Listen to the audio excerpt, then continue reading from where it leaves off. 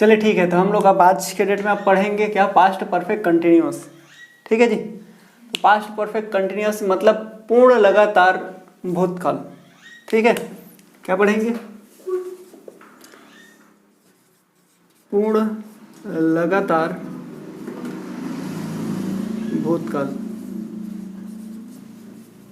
ये हम लोग पढ़ेंगे। ठीक, अब ये जब पढ़ेंगे पूर्ण लगातार भूतकाल मतलब ये परफेक्ट भी है और कंटिन्यूअस भी है। परफेक्ट है कहने का मतलब ये होगा, हमारा सेंटेंस ऐसा सेंटेंस होगा परफेक्ट। परफेक्ट मतलब ऐसा सेंटेंस आने वाला है जिसका कभी स्टार्ट हुआ था वो दिन अपने को याद रहेगा और आगे चल रहा था वो भी याद रहेगा। ठीक है, पूर्ण लगातार भूतकाल ऐसे टेंस होंगे जिसमें अपने को क्या पता चलेगा, उसका स्टार्टिंग डे कब था वो पता चलेगा। कब था बोल रहा हूँ, ये बात याद रखेंगे। कब शुरू हुआ था ये भी पता रहेगा और कब तक चल रहा था वो भी पता चलेगा। ठीक है, तो ये सारे सेंटेंस आएंगे ऐसे वाले सेंटेंस, तो वो पास्ट परफेक्ट कंटिन्यूअस में आएंगे। जो एग्जांपल देंगे तो आपको पता चल जाएगा। ठीक है, इसका पहचान में जाते हैं। तो इसका जो पहचान होता है, ठीक है, अब चूंकि पास्ट परफेक्ट और कंटिन्यूअस है मतलब परफेक्ट भी है कंटिन्यूअस भी है, तो एक पहचान तो परफेक्ट का होगा, एक पहचान कंटिन्यूअस का होगा। तो परफेक्ट का जो पहचान होगा वो इसका टाइम होगा कि अपने को परफेक्ट एक तो उसका टाइम पता चलेगा। ठीक है, और टाइम के साथ साथ कंटिन्यूअस है तो कंटिन्यूअस को रहा बोल देते हैं, और पास्ट मतलब था तो रहा था, मतलब टाइम के साथ में रहा था है। और आगे भी बढ़ा सकते हैं, तो टाइम के साथ रहा था, टाइम के साथ रही थी, या टाइम के साथ ही रहे थे, ऐसा है। ठीक है, टाइम होना जरूरी है। जैसे मैं अब ऐसा आप बोलो, मैं सोमवार से पढ़ रहा था, तो पढ़ रहा था हो सकता, अब तो नहीं पढ़ रहे हो लेकिन सोमवार से आप पढ़ रहे थे। ठीक है, यह तो सोमवार से पढ़ रहा था, सोमवार से पढ़ रही थी, या 1 घंटे से पढ़ रहा था। ठीक है, और वो काम आप कंप्लीट हो चुका है आपका, तब पढ़ रहे थे, ऐसे चीज़ें हैं। लेकिन आपको याद है कि वो कब स्टार्ट हुआ था। अगर टाइम नहीं रहेगा तो वो केवल कंटिन्यूअस होगा।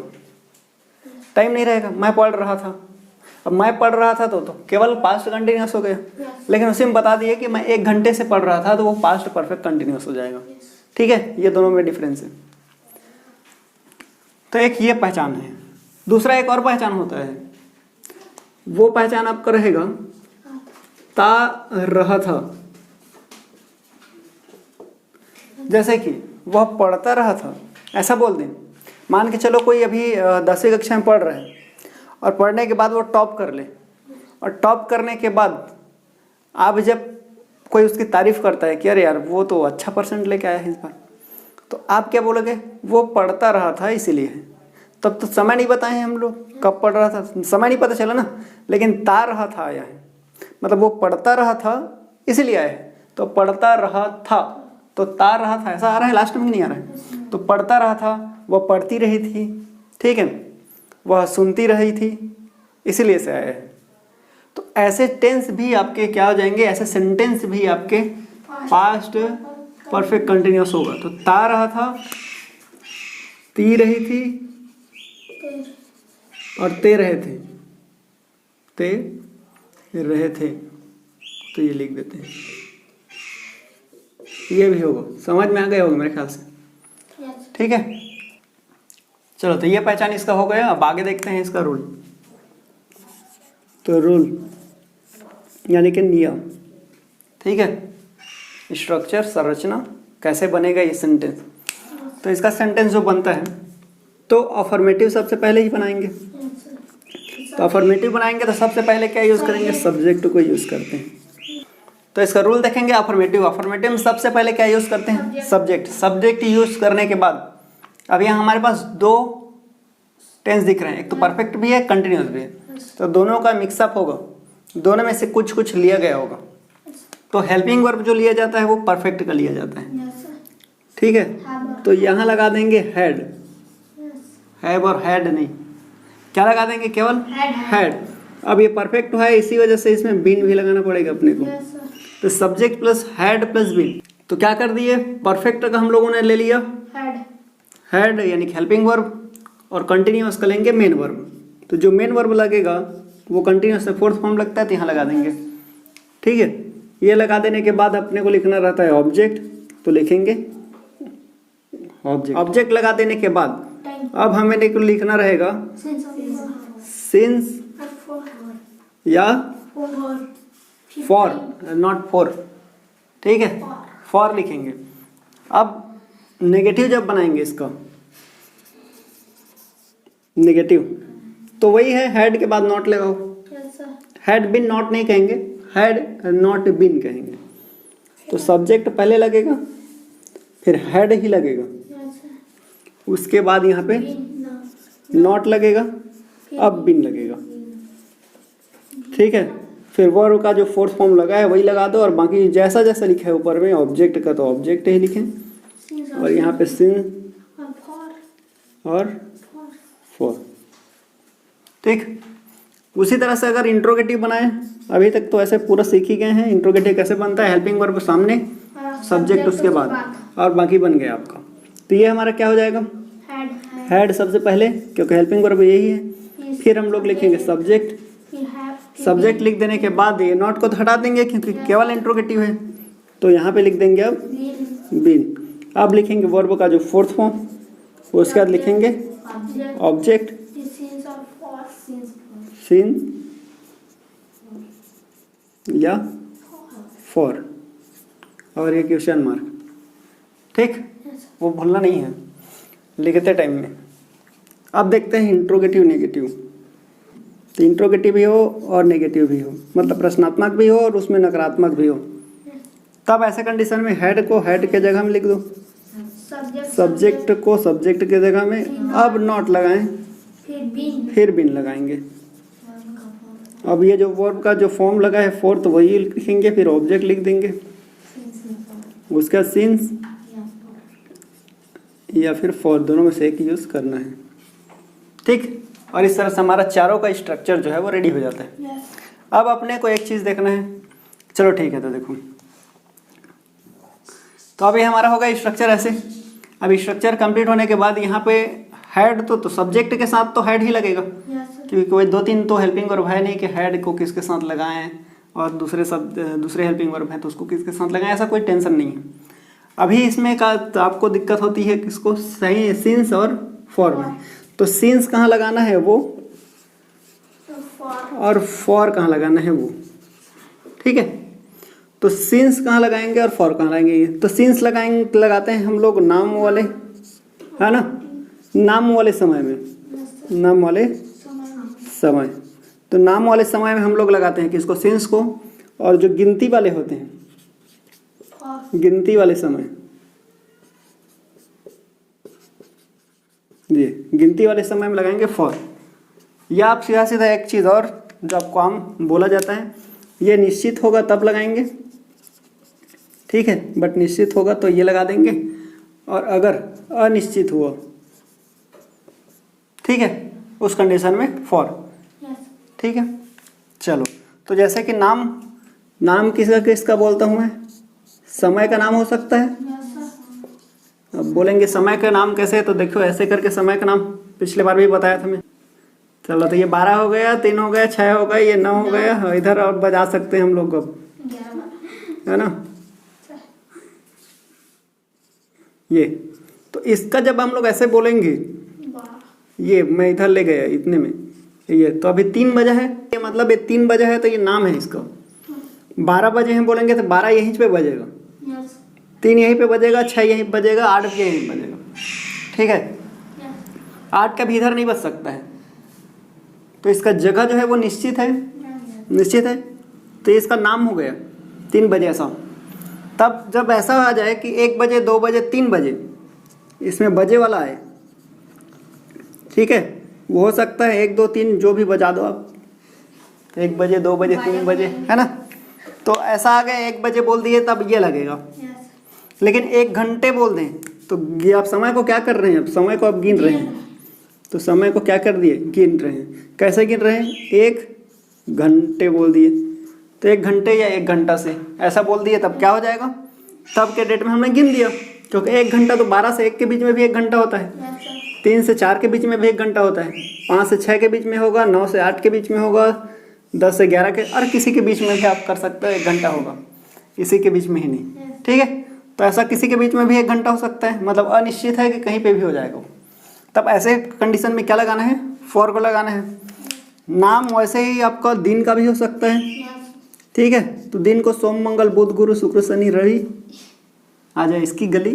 तब ऐसे कंडीशन में क्या करेंगे, सोमवार ये लिख दिए, तो सोमवार मंगलवार बुधवार है ऐसा लिखें, तो अब दिन का नाम हो गया। तो दिन का जब नाम आ गया तब उस कंडीशन में क्या लगाना है, सेंस। इसी को लिखें, दिन ही रहे वो, लेकिन क्या बोलेंगे जी, 1 दिन 2 दिन 3 दिन ऐसा कर रहे हैं, ठीक है, गिन रहे हैं। तब उस कंडीशन में क्या करना है, फॉर को लगाना है, ठीक है। एकदम क्लियर हो जाओ, इधर ध्यान दो। इसी तरह से महीने को भी कर देंगे, महीने को भी, ठीक है, जनवरी फरवरी मार्च अप्रैल। तब उस कंडीशन में क्या करेंगे, इधर जनवरी लिख दे रहा हूँ मैं, तो जनवरी फरवरी करेंगे तब के डेट में आपको सिंस लगाना है, और उसी को क्या कर देना है जी, उसी को यदि हम लोग गिन दें, ठीक है, महीने को क्या कर दिए, गिन दे महीने को। जैसे कि आपने कह दिया, क्या कहा, 1 महीना 2 महीना 3 महीना ऐसा कर दिए, 3 महीना, या आपने कहा कि 3 महीने से पढ़ रहा हूँ सर, तो उस कंडीशन में 3 महीने से पढ़ रहा हूँ बोल रहे हो तो फॉर लगाना है, ठीक। अब क्या करेंगे, देखो, तो दिन भी हो गया महीने भी हो गए, अब साल, दिन गए महीने, महीने से हुए साल, ऐसा है ना, आया ना तेरा कोई, अब जो भी गाना होगा। तो दिन महीने और साल, अब साल में भी, साल के भी नाम होते हैं क्या, हाँ बिल्कुल साल के भी नाम होते हैं जी। कैसे साल के नाम होते हैं, हाँ 2020 कर रहे हैं, 2020, 2019, है ना। तो ऐसे ये साल के नाम हो गए, इसी को गिन भी सकते हैं 1 साल 2 साल करके, है ना। तो ये इस कंडीशन में होगा, ठीक। अब कभी कभी ऐसा होगा कि कुछ दिन से पढ़ रहा हूँ, अब कुछ दिन से तो कुछ पता चल रहा है क्या, अनिश्चित है ना। तो कुछ दिन से पढ़ रहा हूँ और कुछ साल से पढ़ रहा हूँ, तो ऐसा आ रहा है, तभी भी आपको इसी को लगाना है, क्योंकि परफेक्ट नाम नहीं आया है। तो ये कुछ दिन कुछ साल ऐसा वाला है, कुछ दिन कुछ साल कुछ महीने से, तो ऐसे चीज़ में भी फॉर को आपको यूज़ करना है, ठीक है। तो अब साल दिन तिथि दिनांक कब यूज़ करना है कब नहीं करना है आपको परफेक्ट अब पता चल गया होगा कि कब सिंस लगाना है कब फॉर लगाना है ना। अब इतने में तो और क्लियर हो गया होगा, ठीक। तो ये ऐसा बन जाएगा, ठीक है। अब इसका हम लोग कुछ देख लेते हैं एग्जाम्पल।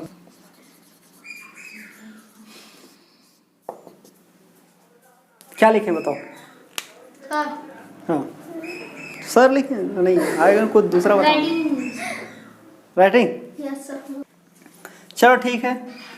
तो इसका एग्जाम्पल देखेंगे। सबसे पहले एग्जाम्पल, 2 एग्जाम्पल लिख रहे हैं, एक हम एक घंटे से लिख रहे थे और एक है हम 1 बजे से अंग्रेजी लिख रहे थे, दोनों में वही है। यहाँ क्या लिखे हैं, हम 1 घंटे से अंग्रेजी लिख रहे थे, यहाँ लिख रहे हैं हम 1 बजे से अंग्रेजी लिख रहे थे।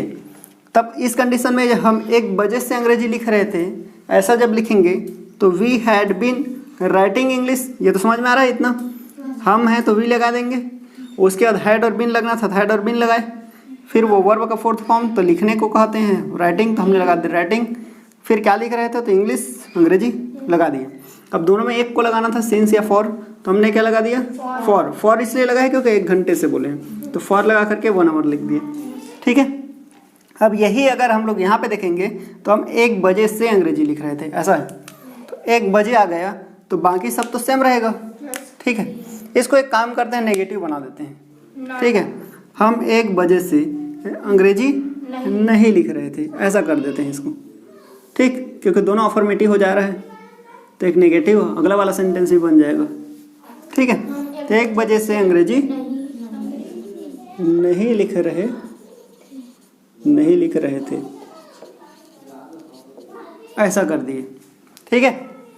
तो अब उस कंडीशन में क्या होगा, ये तो हम का तो वी लगाएंगे ही, वी हैड, अब क्या लगाएंगे, नॉट, उसके बाद फिर बीन, ठीक है। अक्सर ज़्यादातर गलतियां होती है वो यहीं पे होती है, हैड बीन नॉट ऐसा बोल देते हैं लोग, तो वो गलत है। क्या लिखना है, वी हैड नॉट बीन, ऐसा लिखना है, वी हैड नॉट बीन। अब जो लिखा है आप लिखो राइटिंग, ठीक है, राइटिंग इंग्लिश, इंग्लिश।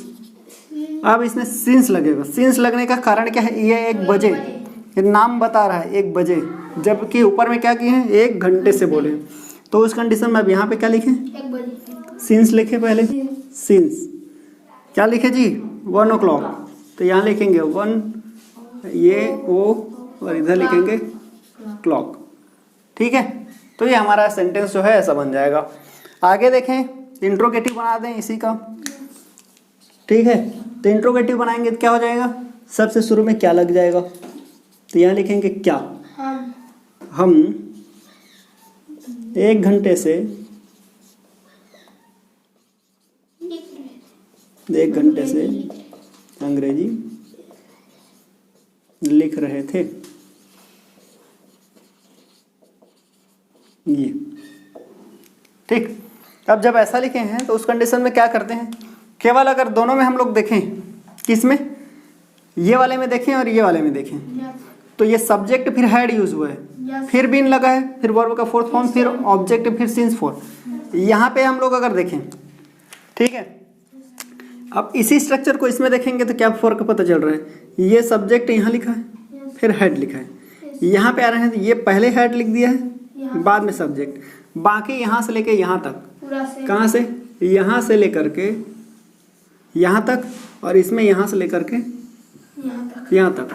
तो सिर्फ हुआ क्या है, हेर फेर हुआ, इसको इसके जगह में, इसको इसके जगह में लिख दिए, बन गया।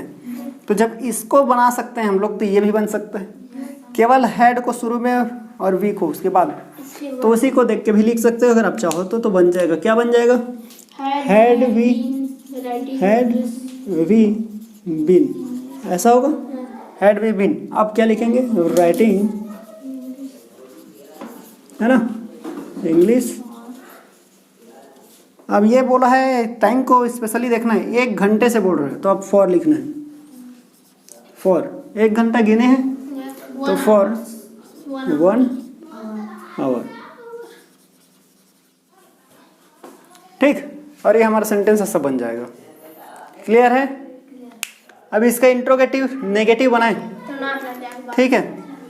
तो नॉट लगेगा और वो नॉट वी के बाद आप लगा देंगे यहाँ पे, ठीक है। अब स्पेस नहीं बच रहा है तो मैं नहीं लिख रहा हूँ उसको, सिर्फ क्या कर देंगे, क्या हम 1 घंटे से अंग्रेजी नहीं लिख रहे थे, ठीक है, इधर लिखा रहा होगा, तो क्या हम 1 घंटे से अंग्रेजी नहीं लिख रहे थे, ऐसा लिखेंगे, तब वो हमारा बन जाएगा had we not been, had we not been writing English for 1 hour, ठीक है, जैसे यहाँ पे डिस्प्ले में शो हो रहा है उस तरह से, ठीक।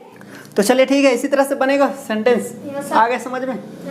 यहाँ पे सिर्फ अपने को मेन जो चीज़ याद रखनी है खास करके, वो आपका सिंस और फॉर, कब सिंस यूज़ करना है, कब फॉर यूज़ करना है, यही आपको पता होना चाहिए। और बाकी आप हज़ारों सेंटेंस बना सकते हो, और हज़ारों सेंटेंस बनाओ या मत बनाओ, लेकिन कम से कम 15-20 सेंटेंस तो बना ही लो। कैसे बनाना है, सिर्फ इसको चेंज कर दें, एक सब्जेक्ट को चेंज करो, दूसरा वर्ब को चेंज करो, ठीक है, सेंटेंस बदल जाएगा। तो कुछ भी बना सकते हैं, आपको सेंटेंस में वर्ब पता होना चाहिए और सिंस और फॉर कब लगना है ये पता होना चाहिए, ठीक है। हाँ जी, ठीक, तो ऐसा बन जाएगा।